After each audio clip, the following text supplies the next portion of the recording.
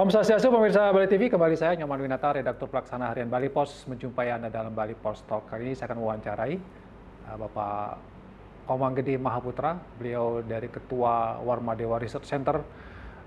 Kita akan bicara tentang pariwisata dan kerusakan alam Bali. Seperti beberapa hari yang lalu, Bali Pos mengangkat topik tentang bagaimana rusaknya catur danu di Bali, yang mau tidak mau harus kita akui juga bagian dari atau terdampak dari kemajuan dari sektor pariwisata di bagian hulu. Ada yang mengatakan mungkin pembangunan di hulu harus dihentikan dan lain sebagainya, tapi ini apakah mungkin atau tidak, kita akan coba gali informasi pendapat dari Pak Komang Gede Mahaputra. Kita sapa dulu narasumber. Om Swastiastu, Pak Komang. Swastiastu. Gimana kabar? Sehat ya? Baik, sehat. Ya, mudah-mudahan tidak bosan-bosan kita bisa tentang dampak pariwisata terhadap kerusakan lingkungan. Tapi kalau kita mengulang kembali, memang ada dampaknya ya, kemajuan pariwisata dan kerusakan alam Bali ini. Ya, kalau saya lihat pariwisata di Bali ini unik sekali ya.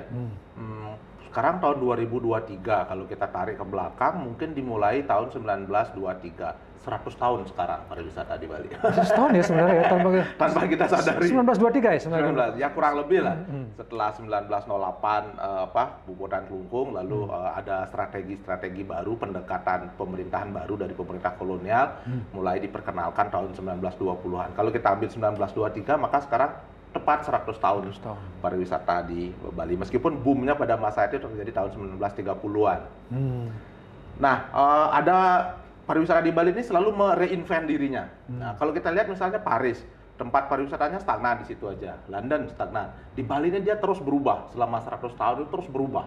Jadi ada banyak sekali perubahan, ada banyak sekali tempat-tempat baru yang direproduksi menjadi tempat pariwisata.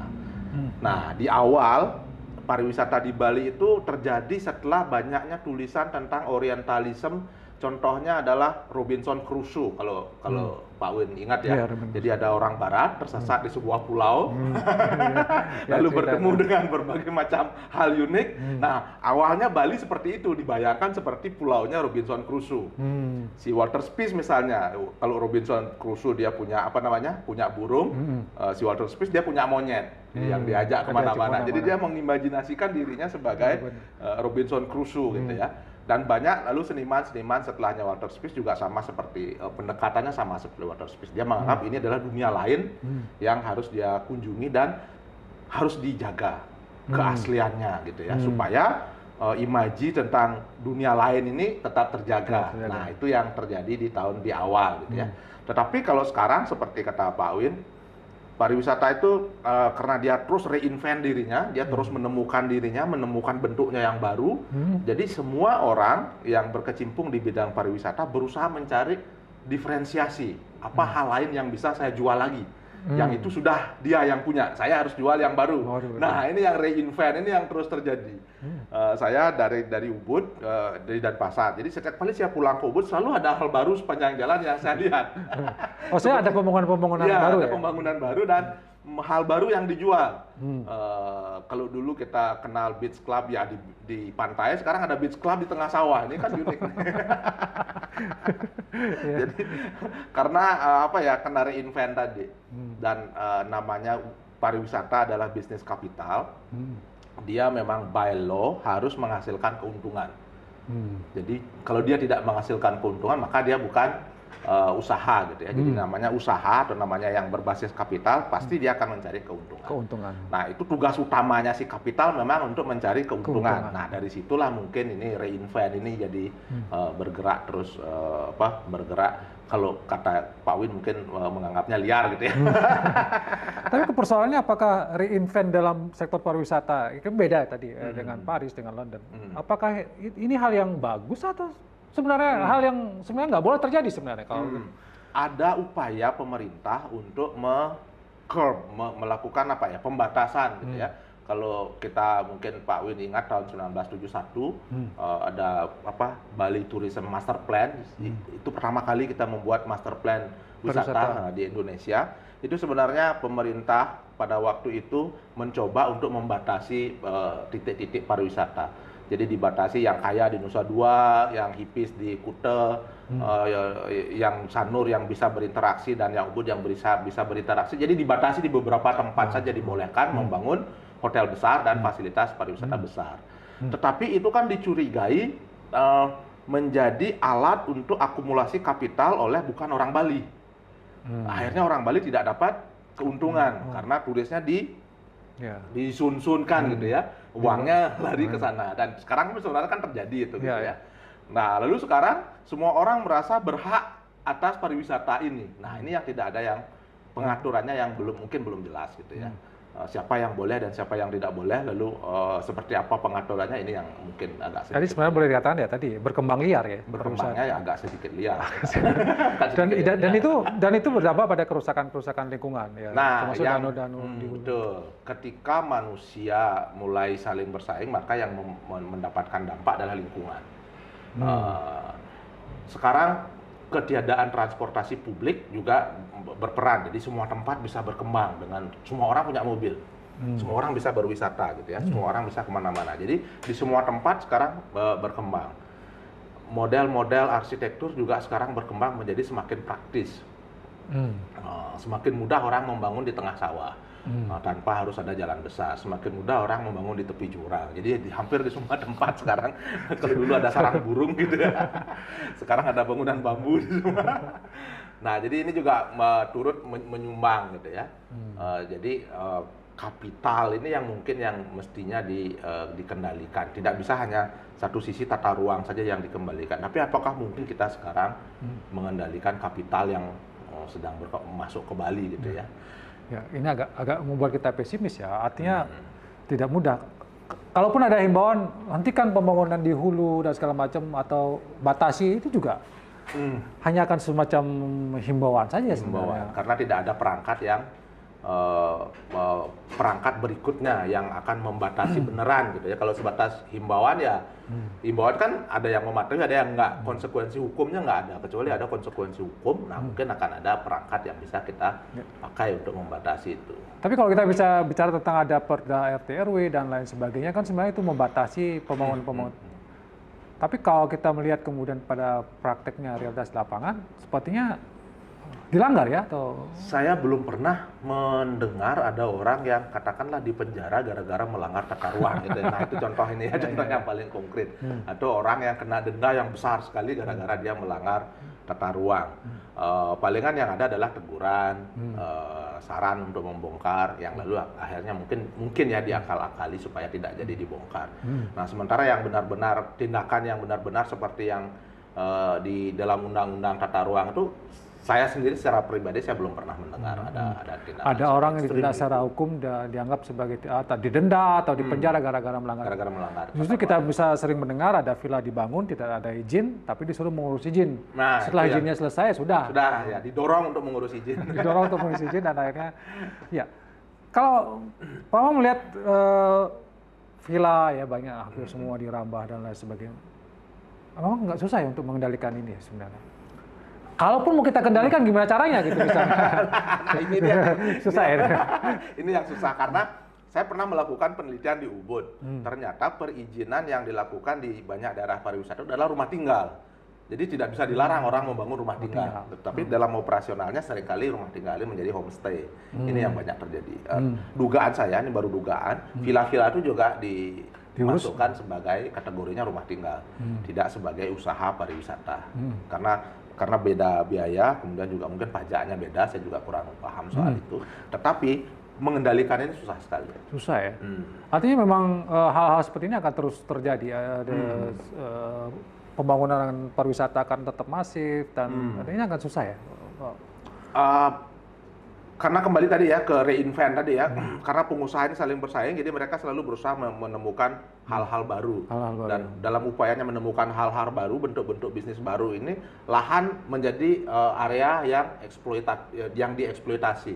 Lahan ini menjadi kertas kosongnya mereka untuk menguji coba dugaan-dugaan baru atau hipotesa-hipotesa baru bahwa ini akan menghasilkan kapital besar. Nah, kalau kita lihat di iklan gitu ya, ROI sekian persen gitu. Ini kan dugaan mereka gitu, dan lahanlah yang menjadi menjadi tempat di mana mereka melakukan eksploitasi itu, eksploitasi untuk mengembalikan kapital yang sudah mereka tanamkan. Dan itu yang terjadi pada daerah seperti Canggu yang sekarang berkembang. Dulu Kuta, kemudian berkembang terus Canggu. Karena orang juga bertanya ketika apa sih istimewanya Canggu? Orang nggak jelas, tapi begitu tuh ya. Wisatawan apa orang asing banyak tinggal di situ. Banyak sekali gitu. Ya. Ya itu karena upaya mendiferensiasi itu tidak lagi dilakukan sebagai sebuah wilayah, tetapi satu usaha mendiferensiasi dirinya sendiri. Kalau dulu kan wilayah ini yang mendiferensiasi. Kalau ke Ubud akan ketemu culture, kalau ke Nusa Dua akan ketemu ini. Jadi wilayahnya yang mendiferensiate dirinya. Nah sekarang yang mendiferensiate adalah jenis bisnisnya. Jenis bisnisnya. Gitu. Ini yang berarti sebenarnya ada perubahan kalau kita bicara 100 tahun gitu ya? Nah, 100 tahun. 100 tahun. Kalau boleh saya bertanya kepada Mang Di, kemana arah kita? Apakah ini menuju kepada suatu yang baik atau justru semakin merusak Bali sebenarnya?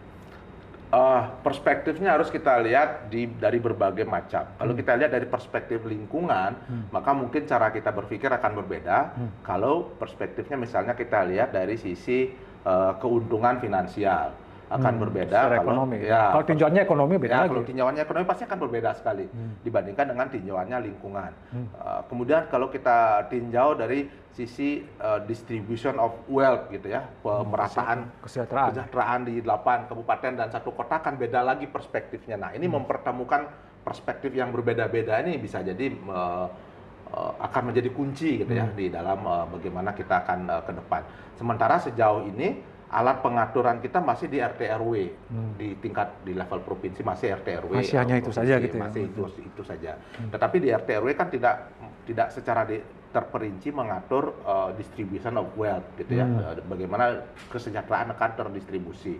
Apakah akan terakumulasi kepada orang yang punya modal ataukah dia akan bisa mensejahterakan seluruh Bali. Nah, sementara ini narasinya adalah ini akan mensejahterakan seluruh Bali. Padahal kalau kita hitung lebih detail, mungkin hanya sekelompok orang saja yang mendapatkan keuntungan. Jadi distribusinya yang nggak merata. Tapi kalau dari perspektif dampak lingkungan? Perspektif dampak lingkungan, nah sekali lagi ini selalu kena pohon-pohon tidak bisa ngomong. Sawah-sawah yang berubah itu tidak bisa ngomong ya. Ngomong. Kemudian air yang semakin susah gitu ya. Bali mengalami krisis air itu kan faktor. Danau yang rusak itu sebenarnya juga menunjukkan bahwa sebenarnya pariwisata kita bergerak ke arah yang tidak baik-baik tidak baik-baik saja gitu ya. Saya kalau misalnya pulang kampung gitu, misalnya ke Bedugul gitu, ya kelihatan bagaimana eksploitasi terhadap ruang itu terjadi gitu ya. Dan tidak ada tanda-tanda itu akan berhenti ya? Tidak ada tanda-tanda sejauh ini bahwa ada upaya untuk menghentikan, itu juga nggak ada. Apalagi untuk dia berhenti sendiri nggak ada.